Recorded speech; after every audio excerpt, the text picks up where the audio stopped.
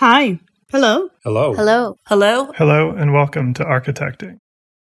I'm at a little bit of a disadvantage because there's too many overlapping things, and I didn't get to go see your talk today. So I have no idea what you're talking. Oh, besides the title, what's going on? So this is going to be awesome. So let's go down the line and introduce yourself and where you're working, and then whoever wants to kind of start diving into maybe a little bit of a synopsis of what you guys were talking about.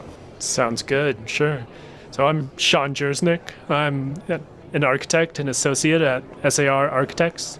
I'm Derek Chavez, also a designer over at SAR Architects. And I'm Robert Peebles, a design professional at SAR Architects.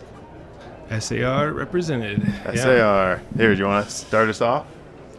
Can give it a try. So today, Robert, Derek, and myself presented on point access blocks and the potential of single stair residential buildings, which we also call point access blocks, and the potential they have for increasing housing options in Colorado. And we think they're a great housing option for the state because they allow you to add density on small lots. And yeah, it was a great conversation. Yeah. So what kind of scale are we talking about here? Like how many units does this range from? We were talking about projects that we visited in Seattle, which has a unique code in the U.S. Yeah. Where they've created their own building code amendment in the 70s to allow 6-story single-stair buildings. And so in Colorado, you can only build 3 stories with a single stair. And in Seattle, you can build 6 stories with a single stair, and they limit their projects to 4 units per floor. Oh, okay. 6 stories in height. So that maxes out at 20 to 24 units is what we saw. So I can understand the benefits, right, of having a single stair versus a double stair. Tell me why it's still safe to have a single stair in this situation. Sure. So when you move from a 2-stair building to a single stair building, one of the biggest benefits is land acquisition costs. So typically when you are with a city that has less land that's available, you have to usually acquire more land to densify and then build a 2-stair project. Whereas in this case, with a single stair building, and I'll get to the safety in just a second, with a single stair building, you're able to put it on a single family zoned lot, not zoned lot, but a single family sized lot, right? Zoned up to 5 stories or 6 stories. So what are we talking, like a 50-foot or a 37.5 wide? Like it could be, we've seen them down to 25 feet, up to 60 feet, 70 feet. Robert did a great study, and he can talk about that in a second, with Denver and optimizing our lots and finding how many we have available that suit that need, which is excellent. But there is the safety concern as well that we've seen. So in 1985, there's a code update after the 1970 adoption of the code where they implemented fire sprinklers. And since that code update, there have been no deaths in single-stair buildings, which is incredible. In Seattle, thank you. Because it rains so much, it just puts the fire out. It extinguishes, exactly.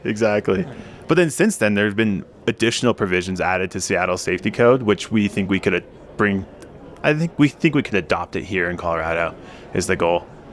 What are some of those measures? There's 14 of them. Good question, Sean. So a few of those measures would be inclusive of stair pressurization, increased fire door ratings. I think I'm missing one more. Do you remember it, either of you? But But you get to that goal, measures, right? Yeah. So it's not as simple as removing 1 stair from a 2-stair building. In Seattle, what they did is you can remove 1 stair if you add all these safety provisions. So that's led to safe use of the taller single-stair buildings. Right. And so, I mean, you're gaining the area back of the extra stair, but if your 1 stair is costing a little more than it might, is it that huge of a difference? Yeah. And where does it how does it sort of net out? Yeah, so really a lot of the potential, if we're thinking about affordability and where the difference would come in of the economics between a single stair building and likely the most comparable thing based on the way the US builds would be something like a 60 unit double loaded corridor 2-stair building.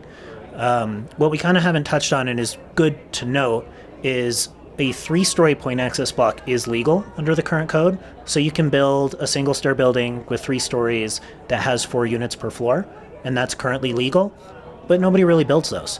Right. They used to be super popular in the 80s, super popular in the 90s, and the economics of architecture tends to move towards efficiency. Right. It's really about packing the most amount of units on a lot that you possibly can.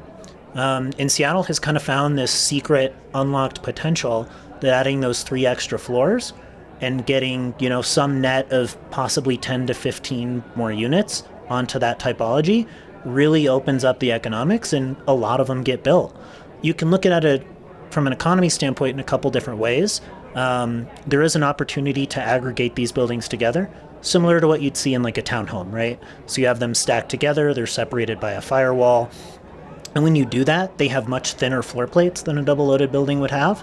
And a really great colleague, Michael Eliason, who offered a video for our presentation today, did a study between doing that with a double-loaded corridor building and doing that with stacked-up point access blocks, and found that across a 6-story building with equivalent amounts of bedrooms for the most part, you could save almost $27 million.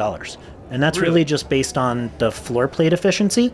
And how much gets removed between the depth of a double-loaded corridor and the depth of a point access block. Right. And while you are adding a bunch of extra elevators, for example, so each one of these confined buildings would have its own staircase and its own elevator, all that added cost still doesn't equate to what you save by reducing just flat floor area. Long corridor. Right, where you're not having the long corridor and the more of a point access. I mean, because it is interesting. Like at an old firm, I was working with Derek's fiance Juliana on a lot of these where it was a 2-story or 3-story walk-ups, point access in the mountains, right? And it starts to make a little more sense there. But the idea of bringing it to Denver, where you have these small lots, right, where you can't do these larger blocks, that's where it makes more sense, right? That's what we found when we visited Seattle. They had we found over 100 point access blocks, and in Capitol Hill, their Capitol Hill neighborhood, where there's a lot of small lots, but there's a lot of density in the neighborhood, we found a lot of point access blocks being used pretty prevalently around the whole neighborhood. And then throughout a whole bunch of neighborhoods throughout the whole city, like Ballard, Fremont, they all had point access blocks being used on these small lots that small developers could come in, didn't have to accumulate multiple parcels, and they could develop a 20-unit apartment or condo building and add some density to an existing walkable neighborhood. Right. Yeah. And so if somehow this goes through and they say, okay, yeah, start right away, what is zoning wise? Is there a lot of lots that are that narrow size and you can go up 6 stories, right currently, or would that have to zoning would change too? Yeah, so we did a study of Denver, kind of as a case study, just to understand that exact question. So we took a look at all the zone districts across the city, filtered them down to every individual zone district that was either around 4 or 5 stories, 3, 4, and 5 stories. And then you kind of take into account what the city offers for affordable housing incentives, where you can get in a 5-story district up to 7 stories, a little bit taller than what we're asking for. And just looked at that land area that had that right amount of height and stories, and then essentially filtered all the lots down to the width range that Derek was talking about earlier, looking at lots that are around 25 to 50 feet in width. And through those 2 lenses, we found 14,000 possible lots in Denver where this could apply. And that's really confined, if you think about how Denver's zoning pattern works, really we tend to upzone around street corridors. So really a lot of that is, running along street corridors like Colfax, running along street main avenues through the city, confined to Denver's Capitol Hill neighborhood and regions like that. So then what's next? Like how are you guys pushing this forward, and what would have to happen to get this to be implemented? Keep passing the mic around. Who? No, you. Yeah. Easy. The easy questions no one wants to answer. Take a swing at this one.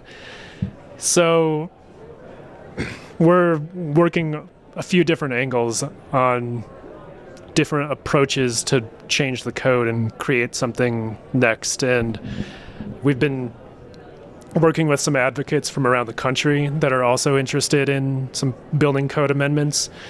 And this year, Washington, Oregon, and California passed point access block bills. They're study bills that their governors signed into law that have created basically groups of experts that are going to be studying recommendations to allow taller point access blocks in those states. So since those bills have passed, we've started having conversations with advocates and state legislators in Colorado interested in unlocking potential with single stair development in the state here. So right now we're actually working with Representatives Basenecker and Valdez, and they're interested in sponsoring a bill in 2024 that would allow taller single stair buildings. And so there's a work group with experts from around Colorado and the country that are working on drafting this bill. And we actually missed their meeting today because we were in our presentation at the conference. We were bummed to miss out, but they're strategizing how best to create a bill for the state. And one option they're exploring is building a model code, sort of similar to Seattle's code language, that they could draft and pass, that then local jurisdictions in the state could opt in, could decide to pull down and use in their local cities. So if Boulder thought it was a great idea, Boulder could say, we think this has great potential for our city. It's safe. There's safety provisions that accompany this code change. We're going to opt in and allow for point access blocks. So that's the most exciting thing we're talking about right now. I was just going to add, I think outside of that particular group in Colorado, we're also looking at a more national level to the IBC. So we're also working with a nonprofit organization, some code experts that are helping us come up with a fire modeling study that then will help us prove the case that these single stair buildings are just as safe as two stair buildings, and then present that to the IBC. But the biggest step in that is by bringing this to Colorado and creating a case study or a precedent, then we can have another case to bring to the IBC that says, hey, this is a safe building practice that should be implemented. Besides just the one that's in Washington, I mean. Yeah. Correct, yeah. Which they were adopted by an I code. That's where they came from. But now they've got their own code that they're using, which is the SBC. Yeah. So were you guys just sitting around after work one day drinking a beer and you're like, hey, I really hate stairs. I hate two stairs. Hey, I hate two stairs. Let's figure out how to get rid of this other stair. Well, how did this come about, and like kind of what's in it for you guys in a way? You know, what's the sort of passion and driver? I'll start it off, but I think one of these guys can help bring it home. So for me personally, we were sitting in the office and we have this outreach group in our office where we try and connect with the community. It's called our Plus Connect group. And an idea came up where we were doing research on how to solve housing problems in Colorado. And right now, currently SAR does like tiny home villages. We helped start with the ADU movement, things of that nature. And Sean walked in and was like, hey, I've got this great idea about single stair buildings that I learned about through Large Lab, and which is Michael Lyson, who Robert was referring to earlier. And does anyone want to join in? And I raised my hand, and Robert raised his hand, and Sean was like, all right, let's get started. And then from there, it just started compounding. Yeah, I'll let Sean wrap up here in the end for us, but I think relative to the conversation about motivation, I think each and every one of us who's kind of sitting here, we just want to see better buildings. Like right. we just want to see better buildings that make more sense for the residents and people that live in them. And we're I don't necessarily say we're tired of the way that current development patterns exist in the United States, but because of the requirement for double stairs, we're not seeing a lot of things like family-sized units. And I can speak personally for myself, sort of a young individual who's sort of trying to enter into that home market and thinking about what the rest of my life is going to look like and where I want to live. And there just aren't options that I'm super interested in that sort of exist. And really sort of trying to think about, well, if there aren't options that I like, there has to be options that other people aren't liking either. And there's things that they're searching for. And this really presents one avenue that we can find a way to bring some of those units and some of those opportunities here in Denver. Yeah. To add to what Robert and Derek shared, I agree with Robert that, we're trying to push the needle for better buildings in Colorado and the U.S. And part of that, too, is that we're trying to build better buildings that are as good as the rest of the world. And when you go visit another country, whether you stay in Japan or you stay in Germany, if you stay in an Airbnb, you're probably staying in a point access block. The rest of the world is using taller single stair buildings, and they're using them safely. Right. And for many reasons, the U.S. evolved into having a different code that we want to have a conversation about, and we think that there's expertise out there, there's interest in building better buildings, and that we could push the needle and legalize them in Colorado and in a safe way. So we're excited about having that conversation.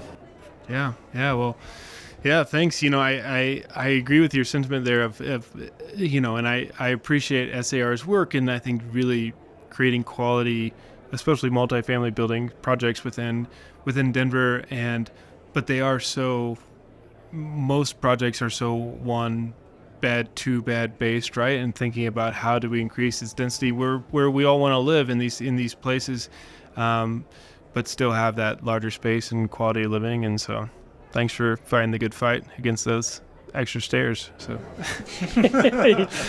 Thanks for having us. Thanks, guys. Yeah. Cool. Thanks.